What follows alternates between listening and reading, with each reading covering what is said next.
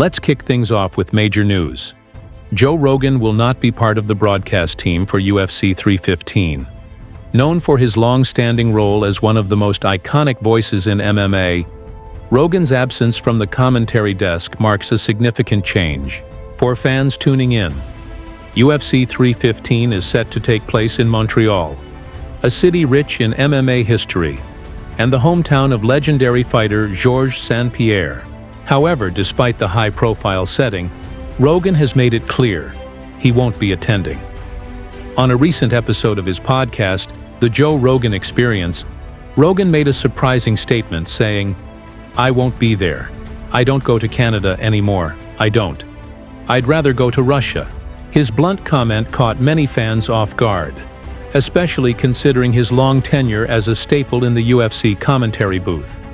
Rogan has yet to elaborate on the reasons behind his refusal, leaving fans to speculate whether it's due to personal, political, or logistical issues.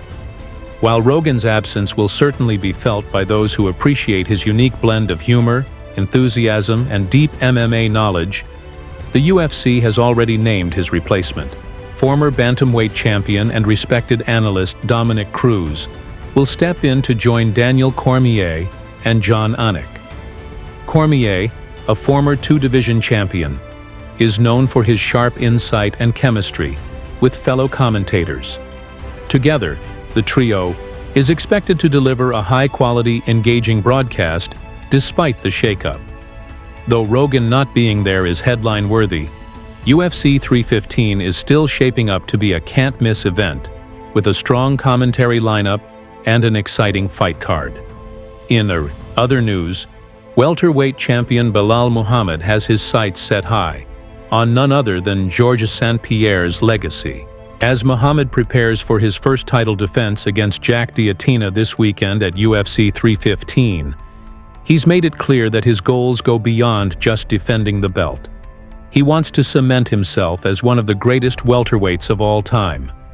Taking inspiration from GSP's legendary reign, Muhammad is entering this fight with more than just victory in mind. He's building a legacy. Belal Muhammad honors GSP's legacy.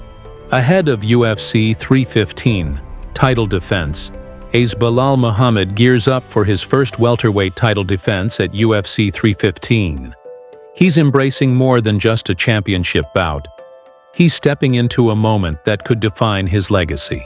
Fighting in Montreal, the hometown of MMA legend Georges St-Pierre, adds a deeply personal and symbolic layer to the matchup for Muhammad, who has long admired the Canadian icon. "It's surreal," Muhammad said. "Kind of like fighting at GSP Stadium in front of GSP. I'm assuming he's going to be there." That level of reverence speaks volumes. Muhammad isn't just trying to win. He's striving to perform in a way that would make GSP proud. He even shared a key moment from early in his career, recalling a journey that brought him to the heart of Canadian MMA. "Before I was even in the UFC, I drove all the way down to Montreal, Canada, to train at TriStar, hoping GSP would be there. I got to train under Firas Zahabi, pick his mind, pick his brain a little bit. So that was always epic." That experience clearly shaped Muhammad's aspirations. Now, years later, he's not just training under GSP's coach, he's defending the belt that GSP once made legendary, in the very city where that legacy was built. "It's a guy that's considered the GOAT of your weight class," Muhammad said. "Somebody you always look up to. You watch him, you try to mimic him. So it's going to be cool to fight in his stadium with the belt of his division." Muhammad's goal isn't just to win. He wants to deliver a performance worthy of the moment. "Yeah, I plan on putting on a show for them the same way GSP always did. I can't wait to do the same thing." As for his opponent, Jack Diatina, Muhammad respects his skill set. Jack, obviously great boxing, good hands, good footwork, good scrambling ability. I think he's got a lot of heart. He doesn't have that quit button in him. Muhammad even drew a contrast to his previous opponent, Leon Edwards. "I always said Leon had that quit button in him. He was ready to break at some point. Jack doesn't have it. He goes to the end. Still, Muhammad is confident that Jack won't be able to withstand the relentless pressure he brings to the octagon. Belal Muhammad. We break guys down to a different level. Belal Muhammad's confidence is peaking as he heads into UFC 315, and his message is crystal clear. Jack Diatina is in for a different kind of fight. He's never fought anybody like me. I've fought a million guys like him, Muhammad declared. We break down guys to a different level. And I think with Jack, we're going to do the same exact thing. We're going to break him down, and then we're going to break him in the cage. Muhammad's mentality has evolved. This isn't just about championship gold anymore. It's about surpassing legends and carving out his own historic legacy. Before, it was gold that was the goal, he admitted. Now, gold is the standard. I'm chasing GSP. I'm trying to catch up to him. That mindset is driving Muhammad to stay focused, silence critics, and continue building momentum. Getting my hand raised, continuing to win, and proving the doubters wrong. That's everything, he said. I'd rather have the doubters. I want the doubters. I want people to tell me I can't do it, so I can keep proving them wrong. For Muhammad, each fight is more than a title defense. It's a chance to prove that he belongs in the conversation with the greatest to ever do it. And UFC 315 could be the night he takes a major step closer to that goal. Daniel Cormier reflects, I should have retired sooner. In other news, former two-division UFC champion Daniel Cormier recently opened up about the end of his fighting career, admitting he should have stepped away from the octagon earlier. Looking back on his trilogy with Stipe Miocic, Cormier said he didn't need those last two fights, and that his decision to keep going was driven more by his love for competition than necessity. Listen to not only your body, because your body is going to tell you first, Cormier explained, but your mind will actually tell you. You know when it's time. Cormier acknowledged that many fighters struggle to walk away at the right time. The mental and emotional toll of the sport is just as demanding as the physical, and few get the storybook ending. Not everybody gets what Khabib got, he said. Khabib literally got a fairy tale. Cormier's reflection is a powerful reminder of how rare it is to leave the sport on top, and how important it is to know when to say goodbye. Importance of listening to the signals from both the body and the mind, but listen to what's available. The signs, everything that's pinging at your mind. He advised for Cormier. Those signs were clear. He knew something was wrong when the passions for training and competition began to fade when you don't love to train anymore. You're probably done when you don't love the competition or look forward to it anymore. You're probably done, he said.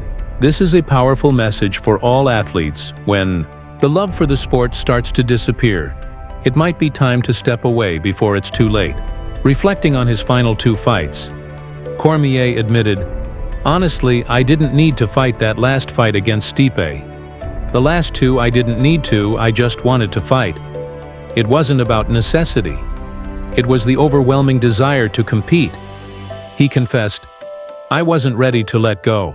Financial rewards also played a role with Cormier, acknowledging that there was way too much money at the time.